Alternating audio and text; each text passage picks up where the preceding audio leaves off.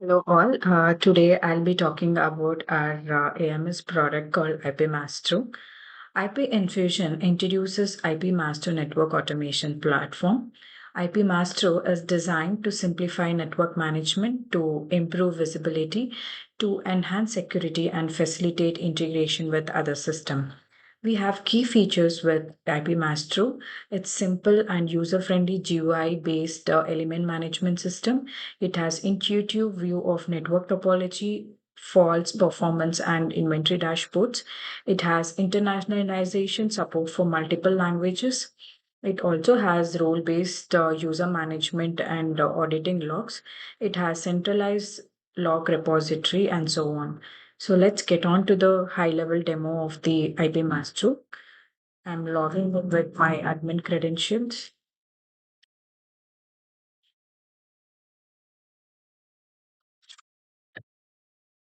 So once you log on to IP Master, you'll be landing onto the system dashboard. Onto your left panel, you'll be able to see different features. The first one is the dashboards, the network management, the network monitoring, and system management section. Each of this has multiple sub features. And onto your right side, top corner, you can see the logout button. This icon gives you the detail regarding the credentials or the username that you have used to log in. And switch theme enables us to switch between the dark and the light theme.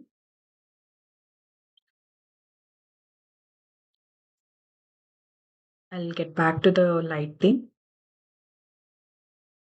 And the dashboard color scheme helps us to change the different color scheme that we have here.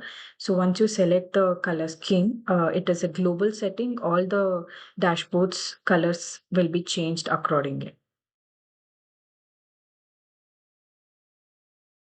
And this is a user guide icon, which enables us to understand more about IP Maestro and its key features. When you click on it, the user guide will open and you'll be able to see different pages with all the information available here. This icon gives you information regarding the version of the IP master that is running, and the bell icon gives you the details on the unacknowledged alarms or the newly generated alarms on the devices that are registered on IPMA. So before getting on to the features over here, I want to talk about the user management section. Under user management, we use RBAC, which is the role-based access control, where you can internally create users in IPMA using the plus button. You can give your username, email ID, the first, last name, and you can create the new user. So once you create the new user, you can see that the new user will be added into the table. We also map with different roles over here. There are multiple roles, the admin, the user, and the engineer role, where they have different privileges based on their role. We also have the LDAP thing integrated in our IPMA. The LDAP is nothing but the lightweight directory access protocol, which is used to authenticate and perform the add back with IPMA.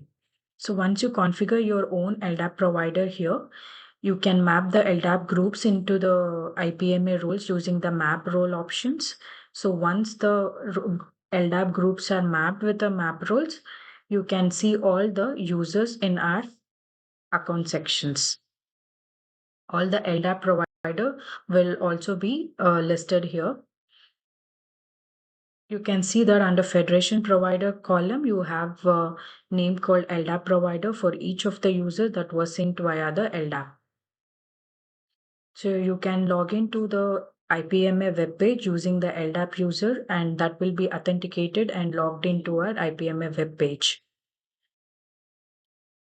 I have logged in via Gayatri, which is an admin credentials, Gayatri, which is an admin role. So I would be having all the privileges in order to view the system and to edit any particular dashboards in the IPMA. So let's get on to the dashboard, which is our first section in IPMA page. So this is the network page, which gives you the summary of the devices that connected in IPMA, along with the port summary details and even the hardware type of each of the platform that is being mounted is displayed under the device platform summary. And it also provides you the top 10 statistics of the device parameters of each of the devices that's mounted, like CPU, RAM, the interface traffic, inbound, outbound, and fan speed, and so on. So let's get on to the next section, network management. The inventory section. Inventory section is a main page where we have all the devices details that are mounted in IPMA. In order to mount any devices, you can use the plus button over here. You can give the IP address of the device and the password, and these are the groups that are created. You can mount a device using the group, or you can create a new device group using the plus symbol. So once you click on the mount, the new device will be mounted. We also have the device discovery feature, which helps us to mount multiple devices. You can give the start subnet IP address and the end subnet and the password and click on to the discovery. You'll be able to discover the devices in this and you can mount any number of devices. And this is an unmount icon, which is used to unmount any devices in your IPMA page. And we have an option called bulk device mount using CSV import, which is used to mount bulk devices. So you can also export the same thing. So when you click on this checkbox, all the devices can be exported using the CSV file. On each of the device entry, we have an action button, which enables you to do multiple operations. For example, unmounting a device, even we can upgrade the device images using the image device image upgrade option, and install license is used to upgrade the license on each of the devices. Config backup is a feature where we can take the backup of the configurations from the device using the labels. Config restore is a feature where you can restore the configurations of the devices using the backed up labels in the config backup. Device group, as I mentioned, we can segregate the devices based on different groups, and you can see all the group based devices in the topology page. Coming back to the device information, where even we can get onto here, device information from here, or you can double click on the device. As you can see, the device information will show you details on the visual map of the ports with respect to its admin up, down, and also it gives you the device overview with respect to CPU, memory, fan, and power supply. As you mentioned, it gives you the admin and operational status of each of the interfaces part of the device, and the speed information is also being displayed. And under the transceiver column, you can view the details of the transceiver that's are plugged in.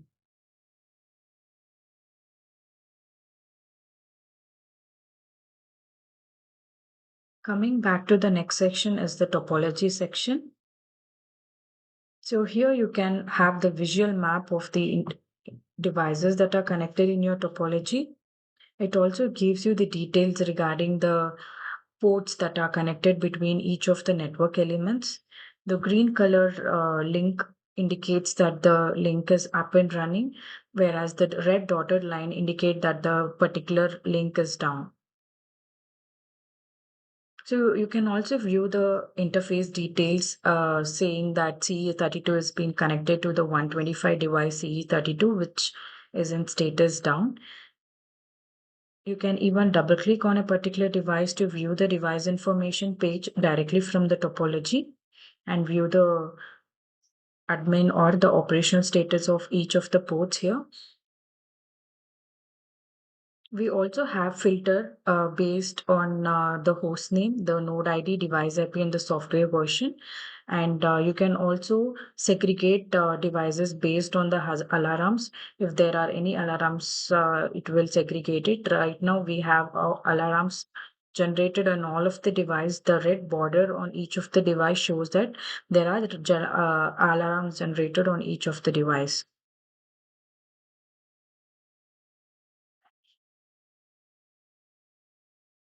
You can right click on a particular device and you can get onto the inventory dashboard or the device terminal directly from the topology page. And even the network monitoring section like device metric, chassis monitoring, active alarms, interface stats, device logs can be viewed from the topology page. Let's get on to the device metric page via the topology. As I mentioned, we can directly get onto the network monitoring section from the topology, whereas the device metric gives you the metrics of the data with respect to the CPU and RAM information, and also the graphical representation of the RAM and CPU is being displayed. We also have a facility to export the data. So the entire data of the device metrics will be exported into a PDF file. The next section is the interface statistics, where you can view the interface stats of each of the device, and along with a graphical representation will be displayed. As I mentioned in the previous device metric page, we have this export dashboard feature, and based on different timings that are required by the user can be filtered over here. And the color scheme, which I mentioned a global setting in the starting, we can also change on each of the dashboard. We also have an option where we can clear the interface counters using the action button over here, which will clear the interface counters of all your inbound and outbound traffic, and all the details can be viewed from the graph along with the tabular form. The next section is the chassis monitoring, where the chassis related details of the device are being displayed, where you can see the number of power supply, fans, and the system sensor details, along with the graphical representation is being displayed in the dashboard. The export feature, as I mentioned, we can create this export feature, and you can open and see the details of the exported data over here.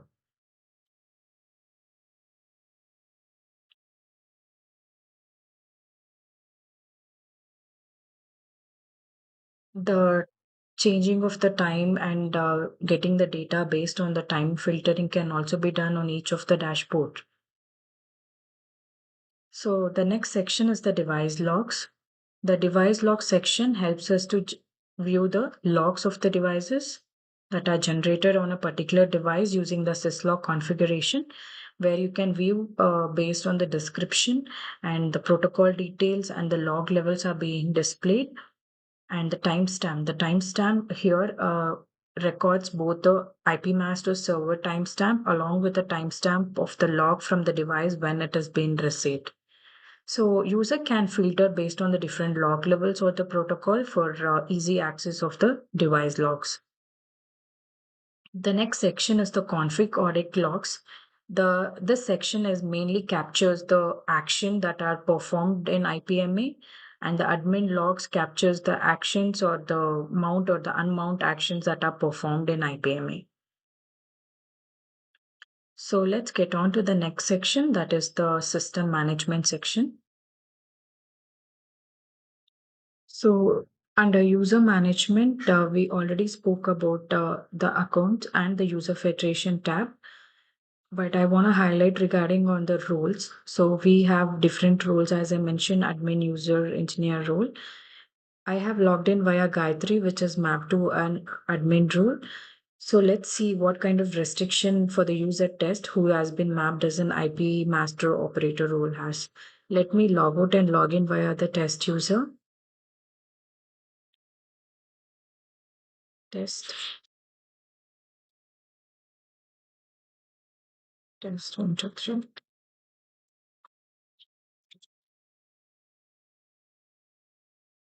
You can see that we are onto the system dashboard, get onto the inventory page. We won't be having the permission to mount any devices over here. And even under the system management, user management, we won't be having a plus symbol in order to create any new user. And other tabs are being disabled for the test user since he's been mapped to the operator role. And even under preferences, we had multiple tabs for email notification subscription, even that has been disabled for the test user. So let's get back to the Gayatri admin role.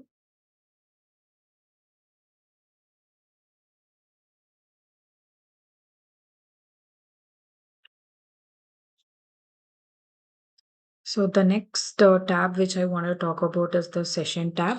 Session tab gives you the detail regarding the number of active session details with the session start and last access timestamp are being displayed here. And the important feature in IP Maestro is the email notification feature, which enables the user to define the notification interest based on the alarm severity. So you can admin users define the SMTP server credentials under preferences. So once you get onto SMTP tab here, you'll be able to see that the host and port details has to be inputted by the admin. And once you click on the test connection, you'll be able to see that the SMTP connection would be established, and the Mastro system forwards the register alarms via the configured email SMTP server in the real time. So once the configuration is successful under user management, the users can get onto the email notification tab and subscribe for the different alarms they are interested in. For so I'll subscribe for the critical and major alarms and save. Once you save, the mail alert preferences save successfully. After you have been subscribed for the different severity of alarms, you once the critical or major alarms are generated in any of the devices, the user will receive a notification to their mail IDs. And I want to talk about the blinking icon over here, which shows that we have three unacknowledged alarms. So let's get on to the alarm dashboard. So right now we have three unacknowledged alarms, which says the details regarding the description and the resource and the severity of alarms here.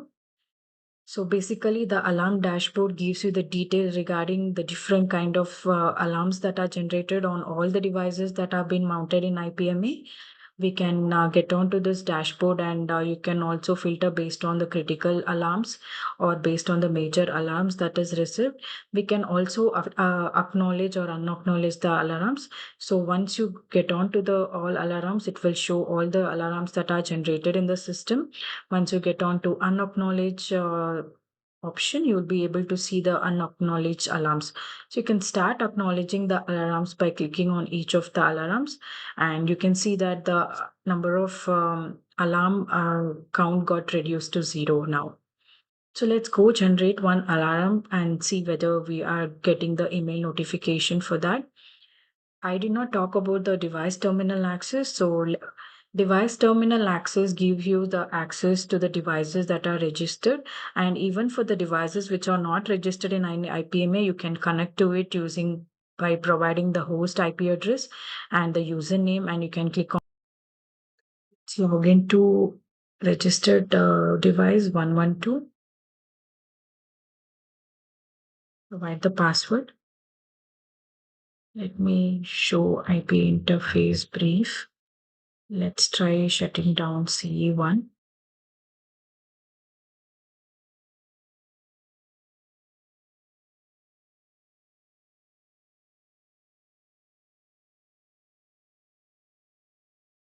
So the device terminal access enable you to access any of the registered device. And as you can see now, there is an unacknowledged alarm that is generated for C1 change state to down. So let's get on to this. And you can see that 122, where we did a shut of C1, was connected to 112. So there are two alarms that are generated on both the devices. And you can see that on the alarm sheet. Let's get on to the next section, that is the preferences. Under preferences, under system preferences, system tab, you can see two different repository, the license and image repository, where our image files and the license files are being placed for license install and image install onto the devices. And these are the configuration push parameters. So whenever we mount any devices in IPMA, we will push the configuration with respect to LLDP for the topology discovery, and the FMS configuration for the alarms, and the syslog configuration for fetching the device logs from the devices. The data management, we have the backup database, which helps us to take the entire IP master server backup from this feature, which enables us to manage a catastrophic situation where we can take the zip file that has been downloaded from backup database and we can restore the server with that. The next tab is the DHCP tab, which helps us to do the zero touch provisioning for our OcNOS devices. And we can upgrade the image or the license, and the day zero configuration can be pushed onto the device using the ZTP process. SMTP, as already mentioned, it is being used for the email notification feature where the admin has to set the SMTP server details. The dashboard tab here gives you the capability to enable and disable the features on the different network monitoring dashboards. As you can see here on different dashboards, we have the capabilities of widgets are removal, reloadable, and collapsible. So for example, let me just disable the export and widgets removable from chassis monitoring dashboard, and you can click on the update button.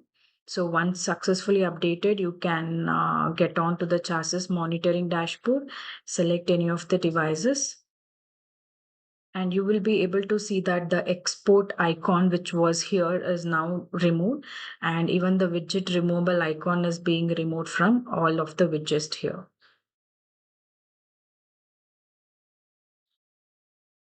So getting back to the dashboard page, so we also have role-based enabling or disabling capability. So for each of the roles, we can select and we can enable or disable the features of each of the dashboard and update in the update button. The last section under system management is the IP Maestro Health, which gives you the detail regarding the status summary of the IP Maestro server, the container health details, and even the statistics with respect to CPU and memory usage are being displayed in the tabular form, and also using the graphical form is being displayed on the IP Maestro Health page. Thank you.